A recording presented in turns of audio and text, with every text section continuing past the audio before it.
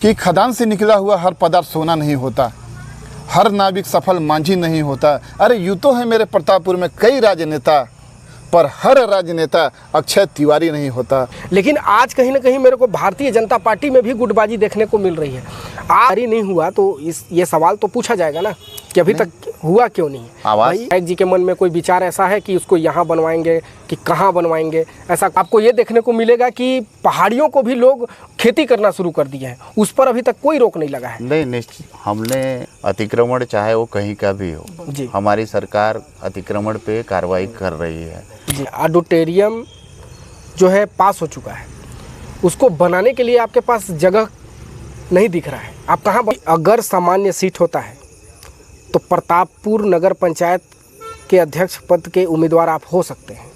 थोड़ी थोड़ी चर्चाएं अभी बढ़ रही हैं, क्या इसमें कितनी सत्यता है? आपके पास मतलब ऐसी कोई काम नगर पंचायत में हो जो अभी स्वीकृति हो चुकी है और अभी तक निर्माण नहीं हुआ?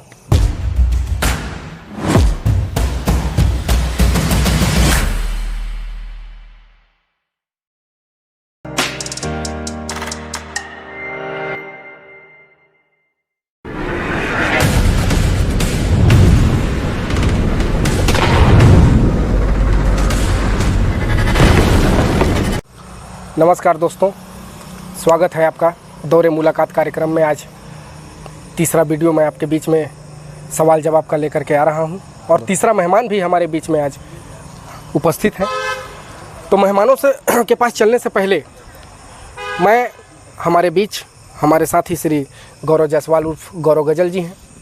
अपने शेरों शायरों के माध्यम से उनके बारे में 2 शब्द का बखान करेंगे, उसके बाद सीधा मैं मेहमान के पास लेकर के आपको चलूँगा। आप हमारे वीडियो में बने रहें। गौरव जी, मैं चाहूँगा कि 2 शब्द आप अपने मुखारबिंद से अपने शेरों शायरों से प्रस्तुत करें, उसके बाद मैं लेकर के चलूँगा। धन्यवाद दोस्तों, और यूट्यूब के माध्यम से जुड़े हुए सभी दर्शकों को मेरा सादर प्रणाम रहेगा। तो दोस्तों, आज की कड़ी तीसरी कड़ी में हम दौरे मुलाकात कार्यक्रम में एक ऐसे शख्स से आपको मिलवाने जा रहे हैं जो कि प्रतापपुर के काफ़ी सौम्य चेहरा जिसको कहा जाता है और जिनकी छवि बेदाग रही है। तो उनके बारे में मैं बशीर बद्र की जो 4 लाइन की जो उनकी जो गज़ल है उनसे आपको परिचय करवाऊंगा कि खदान से निकला हुआ हर पदार्थ सोना नहीं होता, हर नाविक सफल मांझी नहीं होता। अरे यूँ तो है मेरे प्रतापपुर में कई राजनेता, पर हर राजनेता अक्षय तिवारी नहीं होता, अक्षय तिवारी नहीं होता।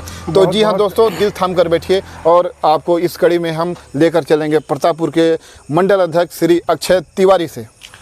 तो जैसा कि दौरे मुलाकात कार्यक्रम में जैसा मैं आपको बता रहा था कि जिस शख्स से जिस मेहमान से आज आपको मैं रूबरू करवाऊंगा वो हमारे बीच में हमारे खास मेहमान श्री अक्षय तिवारी जी मौजूद हैं। चलिए मैं सीधा लिए चलता हूं आपको उनके बीच और उनसे सवाल और जवाब, दोनों सवालों का जवाब बेखौफ लिया जाएगा। जो भी यहाँ की समस्याएं हैं, जो भी यहाँ घटना घटित हो रही हैं, सारे सवालों के वो जवाब देंगे हमारे बीच में बैठ करके। यदि आपका भी कोई प्रश्न हो तो हमारे YouTube के कमेंट बॉक्स में जा करके आप अपना प्रश्न लिखें ताकि तत्काल मैं अपना आपका प्रश्न इन तक पहुँचाऊँ। और उसका स्वागत है आपका हमारे चैनल पर। बहुत बहुत आभार, आपने अपना समय, बहुमूल्य समय हमारे चैनल पर दिया है। इसलिए आइए अब सवाल जवाब का सिलसिला शुरू किया जाए। तो मैं चाहूँगा कि आप स्थान ग्रहण करें। आज हमारे बीच मेहमान उपस्थित हैं और हम लोग विराजमान हो चुके हैं। सवाल मैं चाहूँगा सर, ये हमारे सवाल नहीं है, सवाल आम जनता के हैं, ये सवाल प्रतापपुर के लोगों की हैं। उस सवालों को लेकर के मैं आपके बीच आज उपस्थित हुआ हूँ और आपसे जवाब लेने के लिए उपस्थित हुआ हूँ। तो पहला सवाल जवाब लेने से पहले मैं आपसे चाहूँगा कि आप अपना संक्षिप्त में ही अपना परिचय हमारी जनता को दें। आप सबसे पहले तो सब प्रतापपुर की जनता के साथ साथ आप लोगों को भी नमस्कार।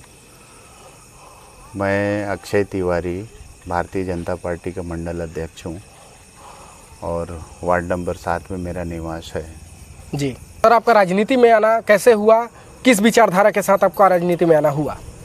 देखिए, सर्वप्रथम हमने भारतीय जनता युवा मोर्चा से पहले अखिल भारतीय विद्यार्थी परिषद से हम लोग भारतीय इसमें राजनीति में आए। जी, हम लोग युवा समय कांग्रेस की सरकार थी जी, और इस क्षेत्र में कांग्रेस का इतना बड़ा वर्चस्व था कि लोग भारतीय जनता पार्टी को या अखिल भारतीय विद्यार्थी परिषद को स्वीकार करते नहीं थे। जी हम लोग उस समय युवा राजनीति उभर के सामने आई थी और अखिल भारतीय विद्यार्थी परिषद को इतना सशक्त बनाए जी कि पहला महाविद्यालय का अध्यक्ष हम लोगों ने यहाँ बनाया। जी खास तौर से ये था कि हम लोग संघ की विचारधारा को पढ़ते थे जी जी और संघ की विचारधारा से हमें ये लगा कि पूर्ण समर्पित संघ जो अपनी मातृभूमि के लिए जो समर्पण दिखाई देता है वह समर्पण किसी और दलों में हमको दिखाई नहीं देता। जी 1.5 महीना में कह सकते हैं। इसके बाद निकाय चुनाव आने वाला है, नगरीय निकाय चुनाव। उसमें लेकिन आज कहीं ना कहीं मेरे को भारतीय जनता पार्टी में भी गुटबाजी देखने को मिल रही है। आप एक बहुत अच्छे पद पर मौजूद हैं, आज मंडल अध्यक्ष पद पर आप आरूढ़ हैं, उसको आप कैसे ख़त्म नहीं कर पा रहे हैं, उस गुटबाजी को समाप्त कर दें? क्योंकि यहाँ पर बहुत देखा जा रहा है कि गुटबाजी का खेमा चलता जा रहा है। देखिए, आम लोगों के अंदर ऐसी बातें हैं, ये मैं नहीं मानता। दूसरी चीज़ रही बात कि हमारे यहाँ गुटबाजी का विषय है, कहीं से भी गुटबाजी हमारे भारतीय जनता पार्टी में नहीं है। विधानसभा में भी हमने देखा, लोकसभा भी हम लोग चुनाव लड़े, लोगों के अंदर से कुछ अब विपक्षियों का ऐसा भाव, एक चुनाव समय में ऐसी बातें आती रहती हैं, ये कोई बड़ा बात नहीं है। लेकिन छत्तीसगढ़ में आपका भाजपा की सरकार बने लगभग 1 वर्ष हो चुकी है, यानी होने को है, और जो प्रधानमंत्री आवास योजना के तहत जितने घर लोगों को मिले वो अभी इससे पहले वालों का जो स्वीकृति हुई थी उनको ही मिले हैं, अभी नए में अभी तक किसी को प्राप्त नहीं हो रहा है, ऐसा सवाल आया है। उसका क्या, उस पर आपका क्या कहना है?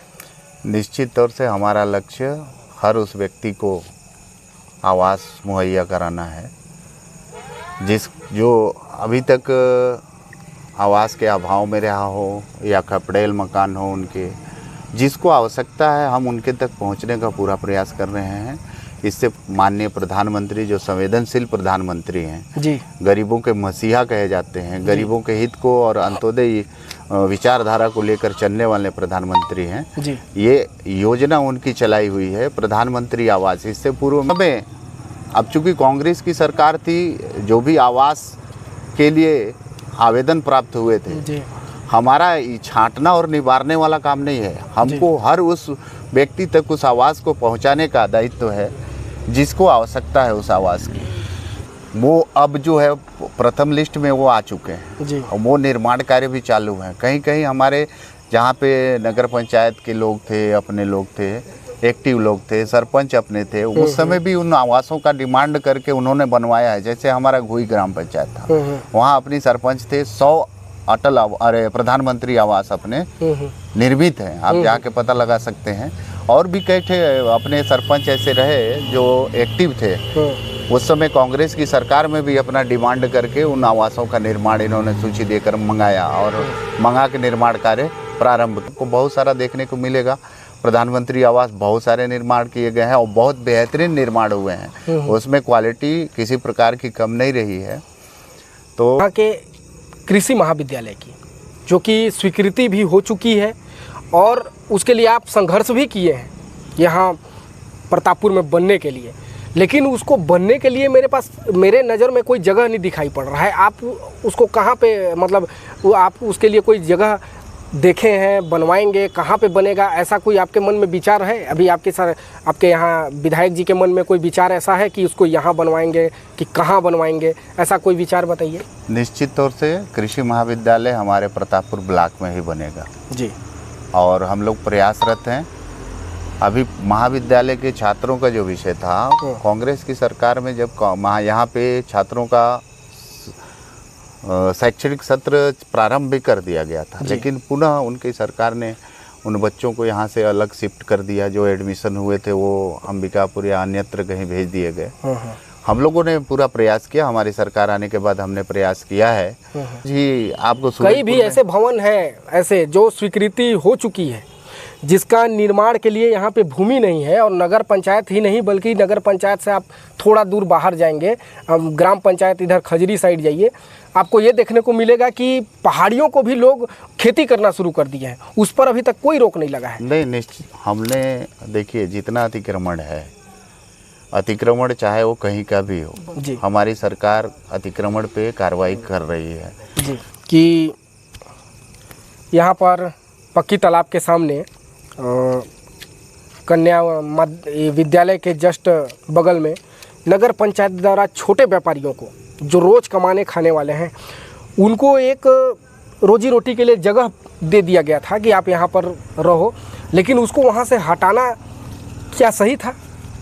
देखिए, सही और गलत का निर्णय इस टाइप से नहीं किया जा सकता। आपको पता होना चाहिए कि जहाँ पे चौपाटी हमारी लग रही थी, कुछ दिन पहले ही वहाँ पे एक बच्चे का अपहरण हुआ और उसके बाद हत्या कर दी गई, निशंस हत्या कर दी गई, जिसमें प्रतापपुर पूरा शोक संतप्त हो गया था और वो मासूम बच्चा था। ऐसी घटनाओं को पुनरावृत्ति ना हो। आनंद जो घटना घटी थी वो आत्मानंद स्कूल से घटी थी जी, है ना। और इस क्षेत्र के बच्चे हमारे पढ़ते हैं, इस क्षेत्र की हमारी बच्चियां वहाँ पढ़ती हैं। अति संवेदनशील जगह था। और चौपाटी में क्या है कि चौपाटी जो जगह होता है वहाँ कौन लोग कहाँ से आते हैं इसका कोई देख रेख करने वाला व्यक्ति वहाँ पे मौजूद नहीं रहता। कौन किस मकसद से आ रहा है। और पहला चीज़ तो कि किसी स्कूल के सामने चौपाटी लगना ही गलत था। अगला प्रश्न ये है कि हमारे नगर में ऑडिटोरियम जो है पास हो चुका है, उसको बनाने के लिए आपके पास जगह नहीं दिख रहा है, आप कहाँ बनवाएंगे उसको? सर्वप्रथम तो हमारे मुख्यमंत्री जी को धन्यवाद देना चाहूँगा कि हमको ऑडिटोरियम जैसा चीज़ इस प्रतापपुर को मिला है, साथ में इंडोर स्टेडियम भी मिला है। कई सारे ऐसे स्वीकृति हमको प्राप्त हुई है, प्रतापपुर के विकास में बहुत अहम कड़ी है और निश्चित तौर से उसका निर्माण तत्काल ही है और बहुत अच्छे जगह पे ही आप लोगों को ऑडिटोरियम का निर्माण देखने को मिलेगा। प्रश्न मेरा किस प्रकार से बढ़ रहा है? देखिए, क्योंकि आपका नारा है सबका साथ, सबका विकास, सबका विश्वास, तो ये क्या तीनों चीज़ संभव हो पा रहा है? निश्चित तौर से सबका साथ, सबका विकास, सबका विश्वास, ये तीनों चीज़ें हमारे साथ हैं, तभी आज हमारी विधायक हैं यहाँ पे। और विधायक जिस समय से हमारी विधायक माननीय श्रीमती शकुंतला पोर्ते जी विधायक बनी है, प्रतापपुर के लिए निरंतर विकास की गाथाओं के कड़ियों को जोड़ते जा रही है। विपक्ष की बातों में मत जाया कीजिए, हम लोग यथार्थ पे जीवन जीते हैं, यथार्थ का काम करते हैं। ढकोसलों का हमारा इतिहास रहा नहीं। अच्छा, ये भी बोला जाता है कि जो पक्की तालाब परिसर है, अभी कुछ ही दिन पहले मैं आप ही के पार्टी के एक नेता का इंटरव्यू लिया था, तो इस पक्की तालाब के बारे में मैं उनसे चर्चा किया, तो वो इसका उदाहरण देते हुए बताए कि पक्की तालाब तो दुधारू गाय है। तो क्या आप मानते हैं कि पक्की तालाब वास्तविक में दुधारू गाय है, कि मतलब आओ उसके नाम से पैसा खींचो, खाओ और अपने आप को बम बम हो जाओ? इसमें कितना सत्यता है? देखिए, प्रतापपुर का हृदय स्थल है पक्की तालाब, ऐतिहासिक पृष्ठभूमि रही है और प्रतापपुर का बहुत लगाव है इस पक्की तालाब से। वहाँ आप देखेंगे कि ऐतिहासिक मंदिर भी है जी, भगवान हनुमान जी का, भगवान सूर्यदेव जी का, और साथ में यह राज्यकाल से हमारे लिए एक धरोहर के रूप में है पक्की तालाब। निश्चित तौर से शासकीय बजट जितने वहाँ पे दिए गए, उसके निर्माण कार्यों को अगर उस बजट के हिसाब से देखा जाए तो संतोषजनक नहीं दिखता हमको। लेकिन जो भी जिनको ठेका मिला, जो लोग कार्य किए उनको, और जो कार्य कराने वाले हैं वो, उन पे गंभीरता से उन लोगों को विचार करके उसका और जीर्णोद्धार करना था। हमारी सरकार ने भी वहाँ पे बजट दिया था, उस समय भी कार्य किए गए थे और वर्तमान सरकार भी निर्माण कार्य को प्रगति प्रदान करेगी, निश्चित तौर से करेगी और हम उसको एक ऐतिहासिक धरोहर के रूप में विकसित करेंगे। अभी आपको जानकारी नहीं होगा, यहाँ पे हमारा जो आप कह रहे हैं अतिक्रमण जो हटाया गया है जी, वो वहाँ पे आपको अटल चौक का निर्माण बहुत बेहतरीन भव्य तरीके से, वो गार्डन का भी निर्माण किया जाएगा जी। आप देखते रहेंगे पक्की तालाब का कायाकल्प आपको देखने को मिलेगा इस बात। तो सर नगर में एक चर्चा यह भी है कि अगर सामान्य सीट होता है तो प्रतापपुर नगर पंचायत के अध्यक्ष पद के उम्मीदवार आप हो सकते हैं। थोड़ी थोड़ी चर्चाएं अभी बढ़ रही है, क्या इसमें कितनी सत्यता है? क्या आप नगर पंचायत की अध्यक्ष की उम्मीदवारी करेंगे? वो पार्टी तय करेगी। हमारे यहाँ संगठन और पार्टी हमारी सर्वोपरि रहती है और संगठन का जो निर्णय होगा उस पर विचार किया जाएगा। नहीं, क्योंकि जाहिर किया है।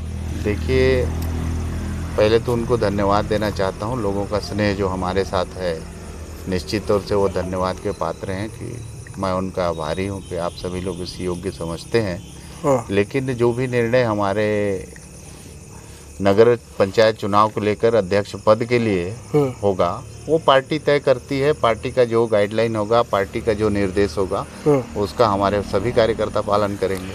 और जो प्रतापपुर में हो सकता था लेकिन वो अभी तक नहीं हो पाया है, मुख्य 3 काम ऐसा बता दीजिए जो कि बहुत बड़े हों, जो बड़े पैमाने पे वो हो सकता था, अभी तक वो उस पर कोई कार्य नहीं हुआ। देखिए, प्रतापपुर में एक रिंग रोड की आवश्यकता थी जी। निश्चित तौर से परिवहन, अभी ट्रैफिक इतना जाम लगता है जी। आम जनमानस को उससे दिक्कतें आती हैं।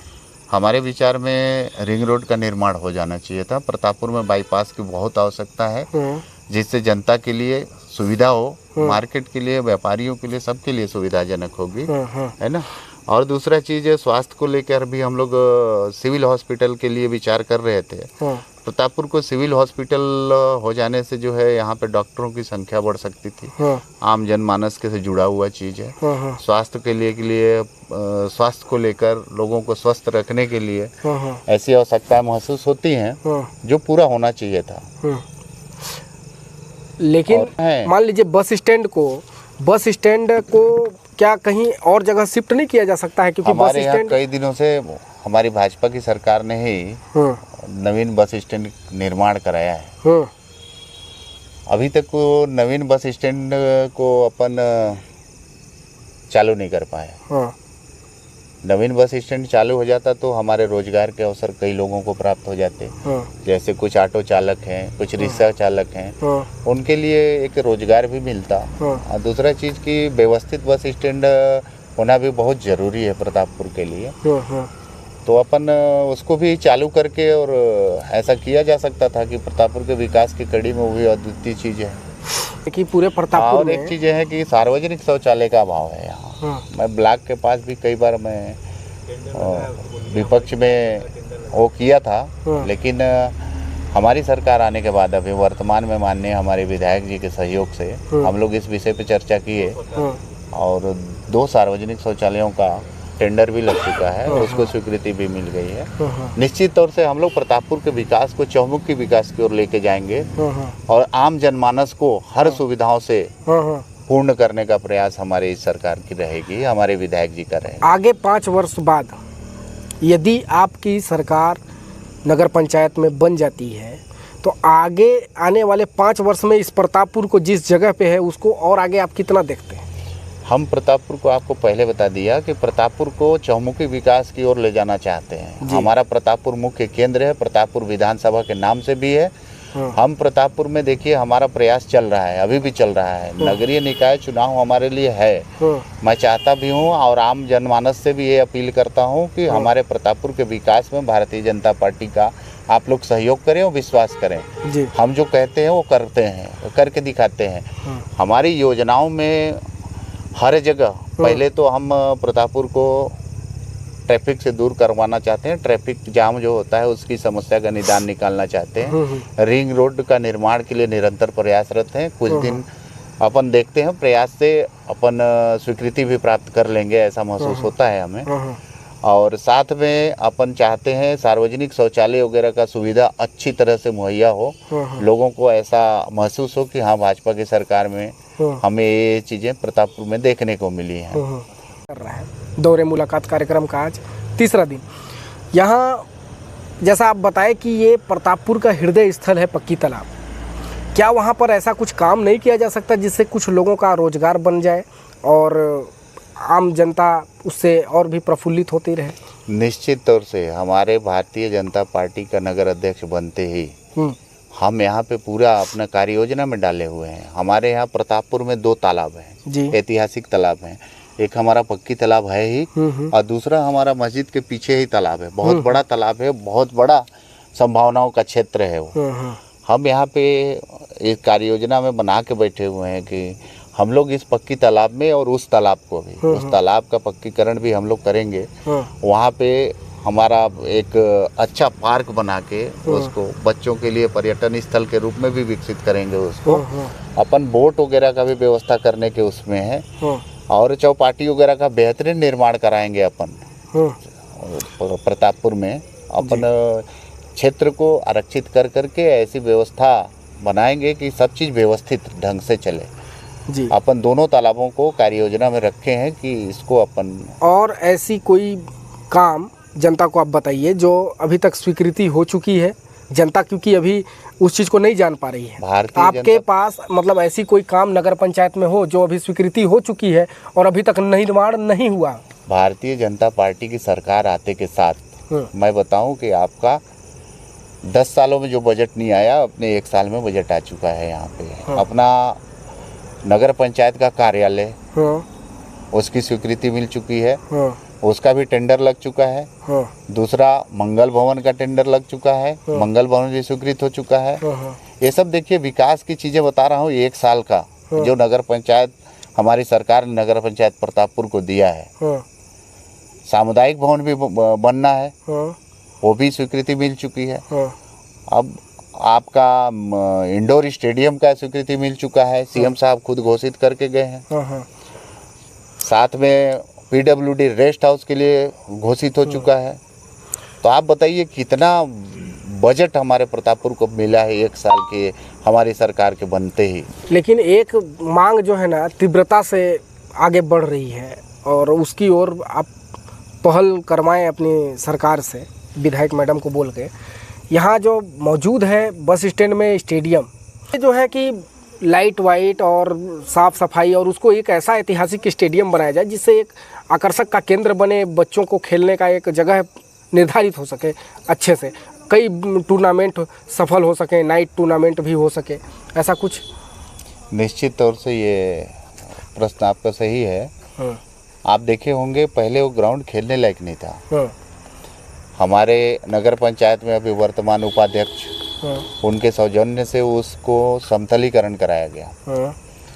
बच्चों का क्रिकेट टूर्नामेंट भी हुआ वहाँ, और वहाँ पे 60-70 लाख रुपए की स्वीकृति के लिए अपन उसको सुसज्जित करने के लिए हम लोगों ने प्रस्ताव बना के और गवर्नमेंट को भेजा है।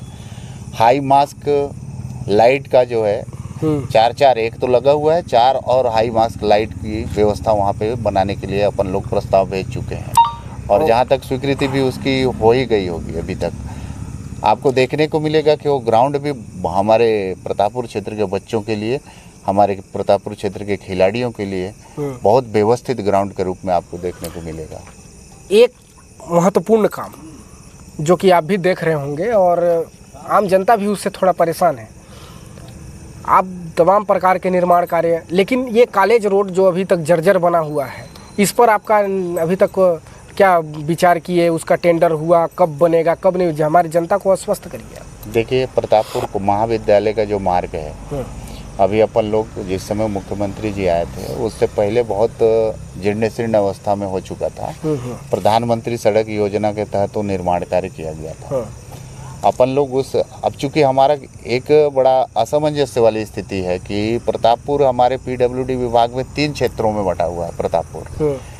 आधा प्रतापपुर हमारा क्षेत्र चला जाता है रामानुजगंज में अनुविभाग में, आधा प्रतापपुर क्षेत्र चला जाता है सूरजपुर अनुविभाग में, और हमारा जो दक्षिणी क्षेत्र है प्रतापपुर का वो चला जाता है अंबिकापुर अनुविभाग में। हम 3 अनुविभाग में बटे हुए हैं और अपन ये प्रयास कर रहे हैं। अभी जैसे सीएम साहब के आने से पहले ही अपन लोग उसको मरम्मत का कार्य प्रारंभ करवाए थे।